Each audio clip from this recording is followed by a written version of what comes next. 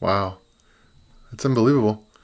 I just recorded a 10-minute video where I poured my heart and soul out and talked about so many things in my life, and then I found out the microphone wasn't on. This Blue Yeti, I think I need a new microphone. Because when I unplug it and plug it back in, it defaults to being off, I guess. That's kind of weird. So, anyway, I guess you'll never hear what I had to say. No one will. I'll never hear what I had to say. It's like I had the video, just me moving around a lot for 10 minutes, I guess. Well, 9 minutes. But, well, anyway, it's kind of boring for you to see me talking about something that you'll never get to see. So, brief recap. Went to the mall. Okay. And working on this puzzle my brother bought me 10 years ago. It's building a Starfleet ship. I have a couple of them. It took me an hour to get to that so far. So we'll see if I keep on working on it or not. But yeah, it's just trying to figure out what my next obsession will be. I still keep thinking about the class, but yeah, time to move on. Plenty of ideas and thoughts and other stuff that I want to work on, and it's just a matter of finding the time and have to see if I actually enjoy talking in front of the camera that much. I mean, it's been a month, and it's fun at times, but yeah, I don't know. It seems kind of weird to talk about the same thing I just did a second ago. But I guess for me, it's, yeah, for you, it's unique. But anyway, so yeah, I had just been saying that I had a bunch of ideas, things I want to work on. I was looking at the CUDA stuff, and I saw that somebody had created a CUDA version of all the discrete optimization stuff that it claims is 100 times faster than just doing it in C. So that means it'd be thousands of times faster than the code I wrote. But still, compared to the lifetime of the universe, it's not that much faster. So unless they have better algorithms, that's what I wanted to look into. So, or I still have all this hardware stuff. I bought all these like micro FPGAs and things like that. That I still love the idea of an FPGA. I mean, there's so many fascinating ideas out there. So many things in computer science to work on. It's I'm not sure what I want to do. I mean, which one I want to focus on. I know what I want to do. I want to do all of them. It's like I have all these books here behind me, and I mean, you can see I have a couple of shelves there of foreign languages. It's like I've learned the basics of, gosh, at least 10 different languages.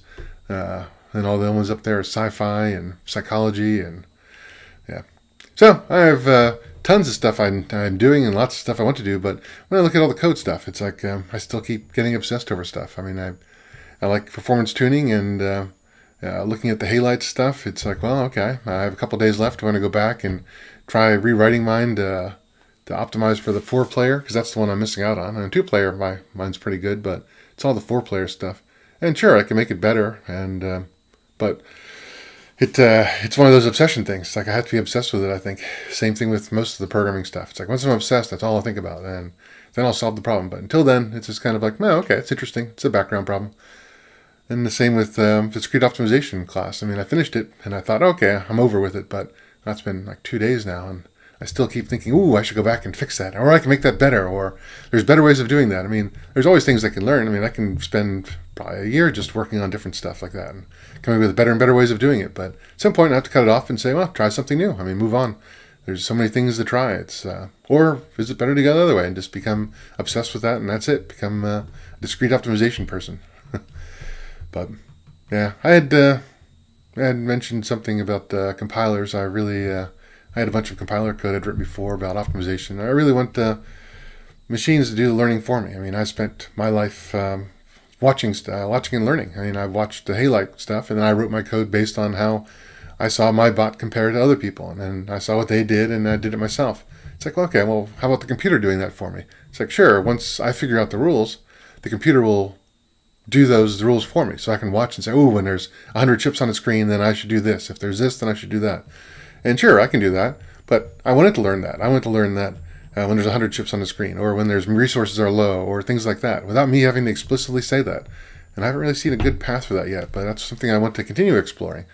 And it's the same thing for compilers. I was saying, it's like I have all these ideas for compilers. I've written assembly to assembly, where it takes an assembly input and outputs a better assembly. It just finds better ways of doing it. It's like, well, can I do that for any language? Can I take it and even optimize it further, where it can take these pages of ideas and just the same things I would do if I were looking at code. If someone says, hey, convert this to a faster assembly, or change the order of the algorithm, I mean, there's things I would do. There's certain steps I would take, or certain iterative approaches, and is there a way to automate that so that the computer will do that for people? So I don't have to actually do that.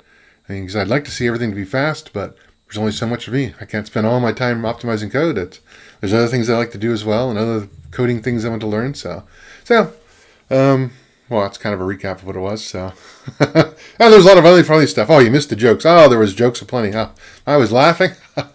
Well, maybe.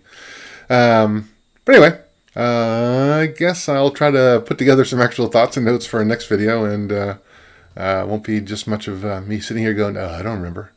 So, but anyway, thanks for staying with me, and I'll talk to you in the future. Take care.